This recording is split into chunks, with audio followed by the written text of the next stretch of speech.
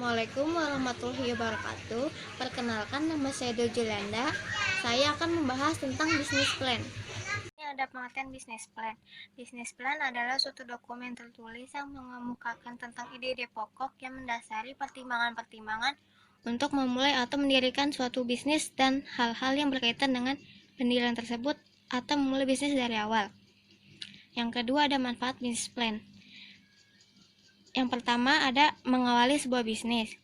Susunlah bisnis plan secara detail, lakukan klasifikasi bidang dan pembagian kerja secara jelas. Adanya rencana bisnis yang baik senantiasa akan mengantarkan usaha pada kesuksesan. Yang kedua ada membantu permodalan. Adanya rencana bisnis yang detail, rapi, dan bagus bisa jadikan daya tarik untuk mendatangkan investor untuk menanamkan modalnya pada bisnis yang ditekuni. Yang ketiga ada membantu membuat keputusan. Bisnis plan layaknya sebuah lembar lalu lintas yang bisa digunakan untuk menetapkan arah dan tujuan, serta memutuskan apakah bisnis yang dijalani sesuai dengan yang direncanakan atau tidak. Yang keempat ada tujuan dan prioritas bisnis lebih jelas. Rencana bisnis bisa membantu Anda untuk mengetahui tujuan dan prioritas bisnis. Adanya ukuran terhadap margin laba, peluncuran produk baru, dan pihak-pihak yang terlibat membantu Anda untuk mewujudkan tujuan bisnis. Yang selanjutnya ada membantu mengembangkan ide bisnis. Adanya bisnis plan membuat ide-ide bisnis akan lebih terencana dan sistematis.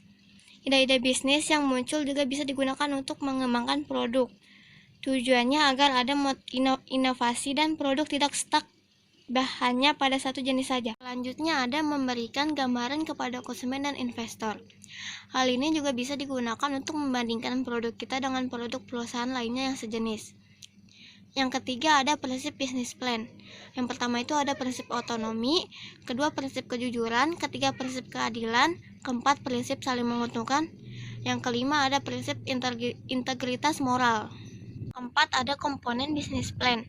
Yang pertama itu ada membuat deskripsi bisnis. Ini bertujuan untuk menjelaskan secara singkat apa bidang usaha yang akan dijalankan. Yang kedua ada melakukan strategi pemasaran. Strategi pemasaran merupakan salah satu komponen bisnis yang paling penting. Strategi pemasaran yang akan dijalankan haruslah merupakan hasil analisa pasar yang telah dilakukan dengan cermat. Yang ketiga ada membuat analisa pesaing. Analisa pesaing digunakan untuk mengetahui kekuatan dan kelemahan pesaing dalam satu pasar yang sama. Yang keempat ada desain pengembangan. Rencana desain dan pengembangan diperlukan untuk menunjukkan tahap perencanaan produk grafik pengembangan dalam konteks produksi dan penjualan. Selanjutnya ada rencana operasional dan manajemen. Rencana operasional dan manajemen dibuat untuk menjelaskan bagaimana usaha akan berjalan dan berkelanjutan. Yang terakhir ada menghitung pembiayaan.